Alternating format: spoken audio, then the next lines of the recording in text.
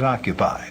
So he warned us that far ago, and here we are, and what he said is coming true. Yes, and his side certainly won the fight back then. They got the right position in the Constitution. They had the debate over the money issue. The hard money people won. The Federalists lost. The Hamiltonians lost. But then subsequently it's been downhill, and certainly in this century. It never happens at one time. You know, it isn't all or nothing. They keep chipping away, yes. Even though we got our central bank in 1913, it wasn't the total destruction of the system. It literally took from 1913 to 1971 to open up the floodgates. But it was in 71 that the last linkage to gold occurred. Of course, in the 60s, there was still some linkage to silver. But since 71, all you have to do is look at the economic record of spending and deficits and all the economic problems and interest rates and all the price increases. I mean, it's just been totally out of control. And then even in 1980, there was another law that increased tremendously the power of the Federal Reserve. And the savings loans. Yeah, the most significant increase in power to the Federal Reserve System occurred since 1913 was in 1980, further enhancing and getting more power into the Federal Reserve. This was the time when they introduced this idea that we could use anything, or the Federal Reserve could use anything as an asset to collateralize our Federal Reserve note. See, in the old days, you'd have gold and silver as collateral to issue a note, which isn't too bad. You know, it's collateral, and it would restrict the monetary authorities, and it would be a certificate. You know, it would be a guaranteed certificate. But it was then that they changed it to say that you could use any asset, even a foreign bond. So it's true now that you can use, and they have, used foreign bonds. They put them in the Federal Reserve, and that's the backing. That's the collateral for our Federal Reserve note. That's how strong our currency is. You wonder how the currency works. It doesn't deserve to work. And someday the people are going to wake up and realize the money's worthless, and that's when you're going to have runaway inflation. Today we just have gradual, steady inflation, depreciation of the money, causing a lot of harm and suffering. But one day the country's going to wake up, and there's going to be a catastrophe. I want to focus on the Federal Reserve itself for a moment, in that I wonder, you know, what percentage of the people know that the Federal Reserve is not really a part of the government, a privately owned corporation, and who owns that, you know, the Federal Reserve? Well, do you have a comment on that? Well, I think very few people understand how it works because the members of Congress weren't really very much aware of it. But I think it's a little bit worse than just saying it's private.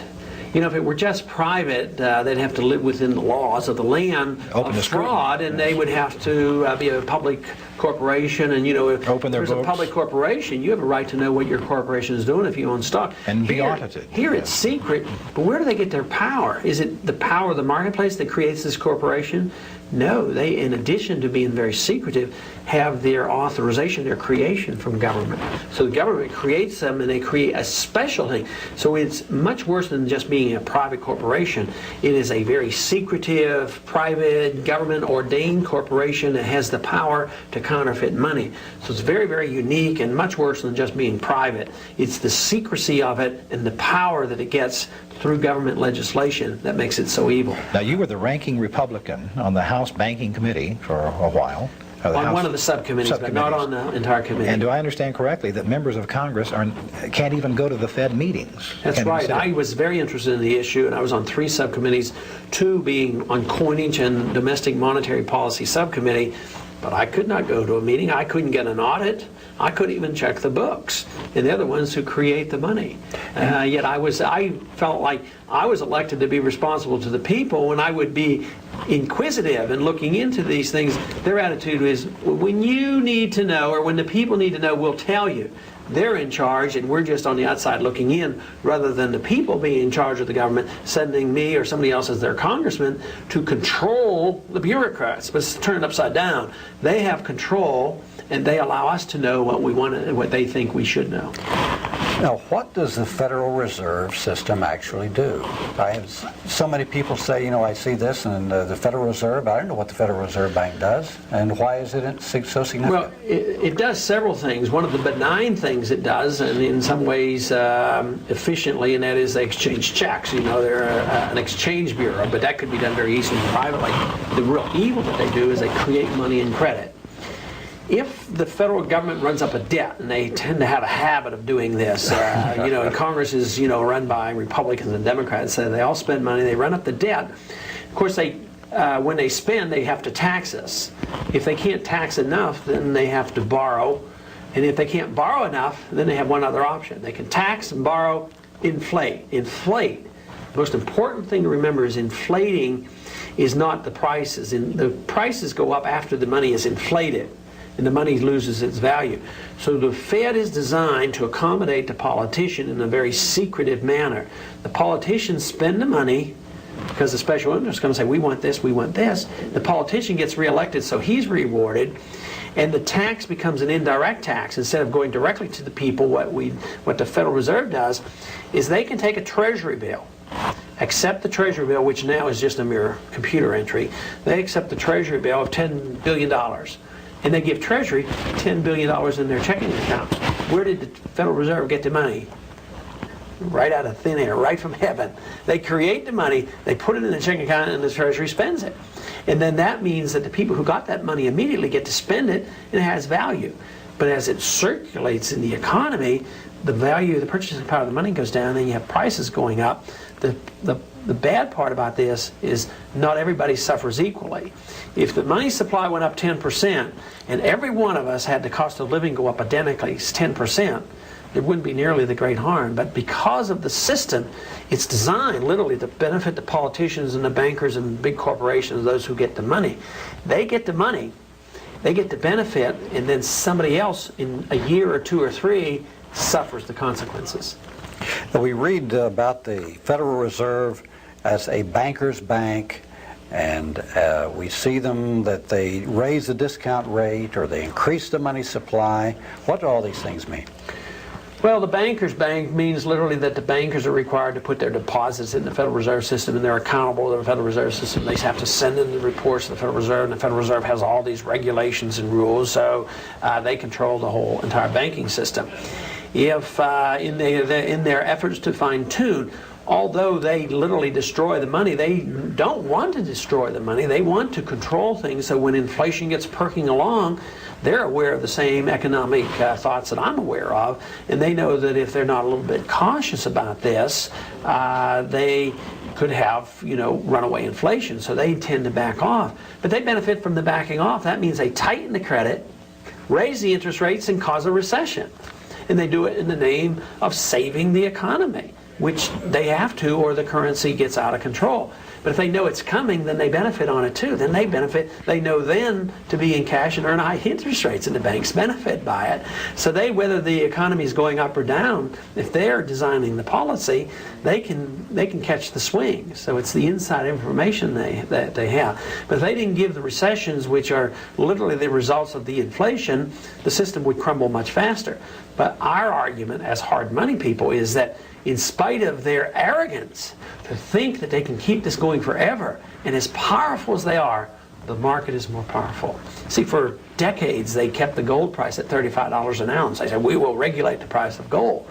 But they kept printing the money. The market finally broke down the price of gold. Well, the marketplace will finally win out, and the people will wake up and say, it's all a paper, it's all a scam. And that's when there's chaos, and that's when the bankers realize they're getting out of control, and that's when the connection of the bankers to the politicians is critical, because then power is threatened. So that's when they come down with political controls of our lives. That's why the emergency powers are already written. The president can declare an emergency and take over the industries and take over our lives and confiscate the gold.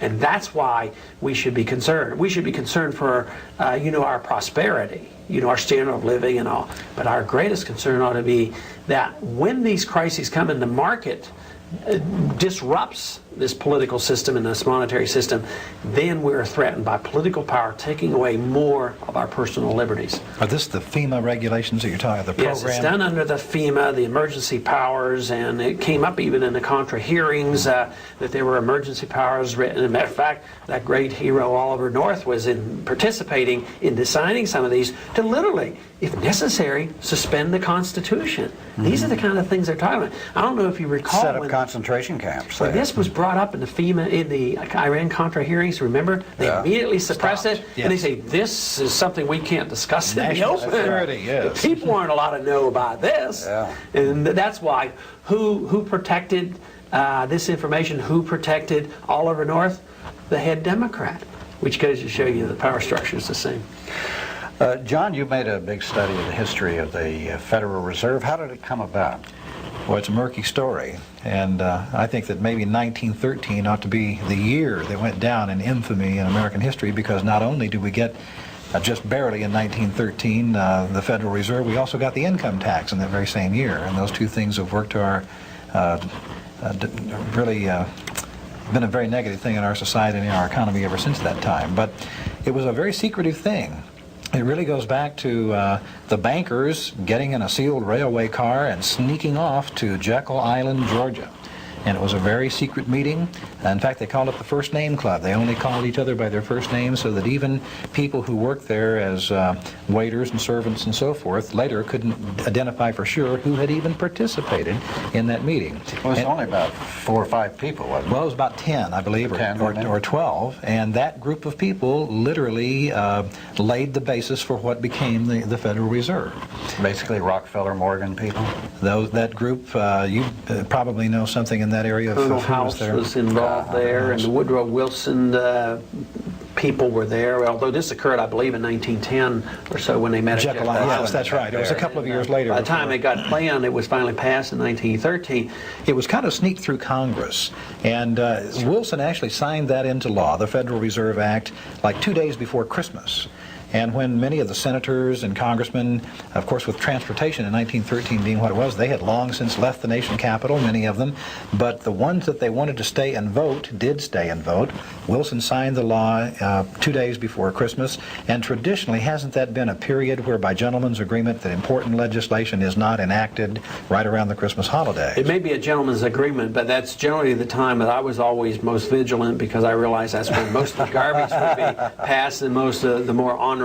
You know, on the last day of the session is unbelievable. Stacks and stacks of pieces of legislation come in, and nobody reads anything. So the worst things happen at that particular time, but it is supposed to be that if the members aren't attending, that they wouldn't be doing these kind of things. But you're absolutely right. There was a very low attendance, and it was an unusual year, because generally Congress didn't meet that late in the year, and I don't know whether they were called back into session what, but it was unusual for Congress back in those days. Now it's very common to meet all year round. So, back then they were usually only in session 2 or 3 months of the year, but here they were in session in December. Very unusual year. And one of the most important pieces of legislation, certainly in our history, kind of just rushed through at the last minute without anyone really paying that much attention to it. And I think it's so interesting. There were a lot of people who weren't fooled. A lot of the congressmen from the western part of the United States, even the south, more populous areas, weren't fooled by what was happening. They recognized it as a gravy train going to the bankers,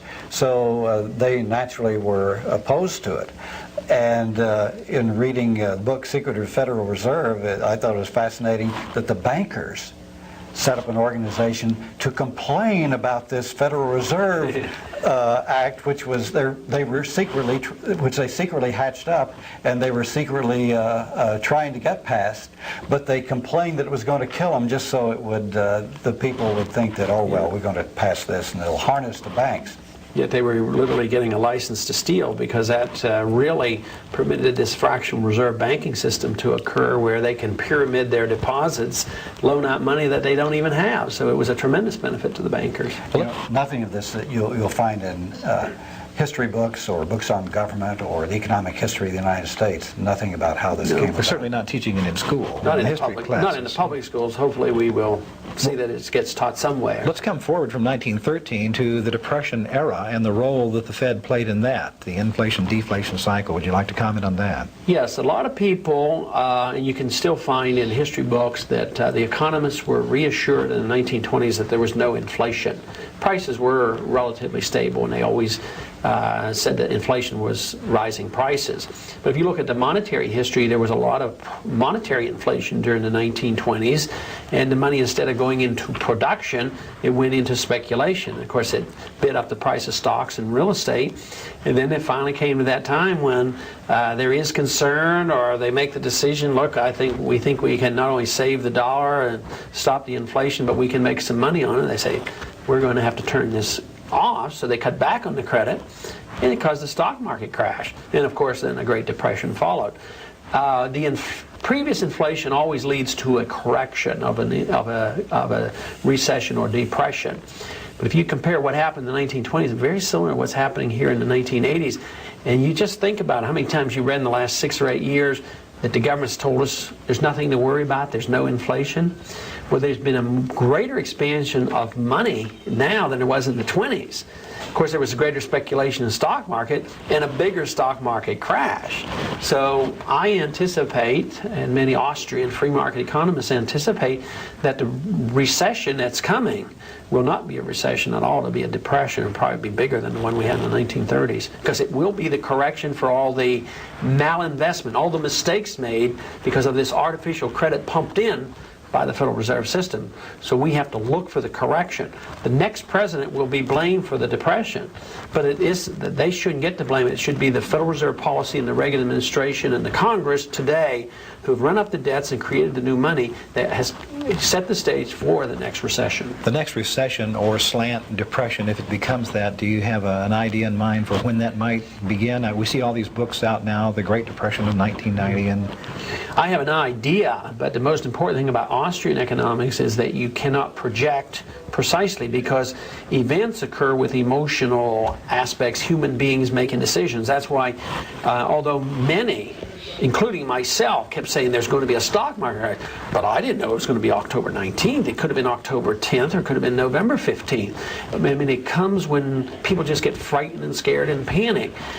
So Austrian economics teaches that, yes, we know a depression is coming, but we don't know the day it's going to start. But still, a lot of people say, well, what do you think? Because you just have to make a judgment for personal and financial reasons. I think there's going to be another major financial event before the end of this year, close to the election, more likely before than afterwards.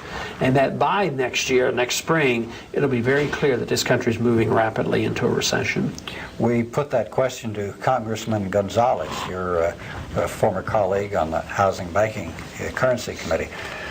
And I said, well, I've been reading a lot about how the next president is going to be the next Herbert Hoover.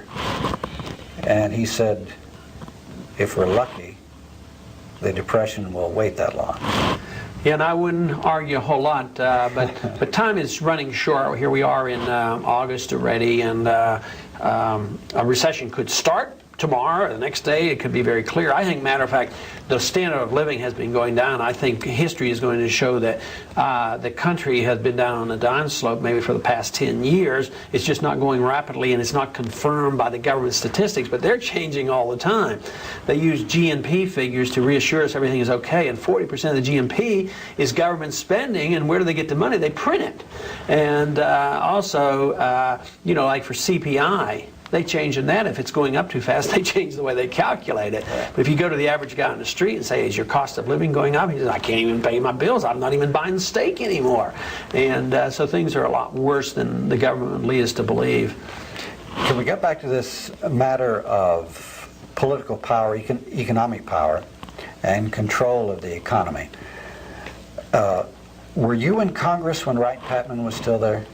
No, but I was in Congress when his son was there. Okay. I think it's Bill Patman that was there, but I didn't know Wright Patman. Wright Patman, of course, was the chairman of the banking committee at one time, and he had some good ideas about the Federal Reserve. Oh, he had, in my studies on the American power structure, it was a real gold mine, because his committee, the one which you came on later, made studies of how the big banks in the United States control the corporations in the United States, and it's incredible, through interlocking directorates and stock ownership with I guess, did you see much of this while you were there on the committee? Not in the detail that he had looked at it, but it's obviously very clear. The one thing that I picked up from Wright-Patman was his bill to audit the Federal Reserve, and I only made minor modifications to it. I dug that out, and he, of course, was a champion of openness in government. He wanted to know what the Federal Reserve was doing, and he never... Finally, I think in his older years, they had voted him out of that power position. You know, even before he was out of Congress, he lost his position. They put in Henry Royce, who was much more controlled by the banking people.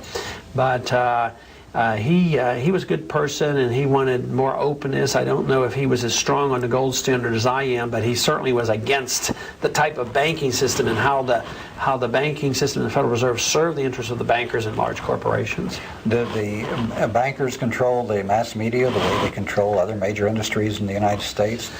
Probably so, and certainly a lot of people say that. I guess I hesitate only that I don't have, you know, the proof sitting in my hand, but I think it's very clear. I can see it in government, and I saw it in banking, and certainly it can't be surprising if they're involved with other large corporations, why the media wouldn't be very much involved too.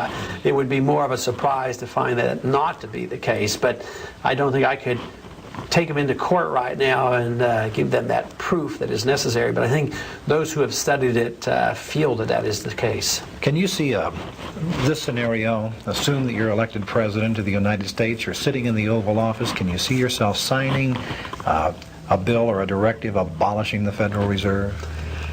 Well,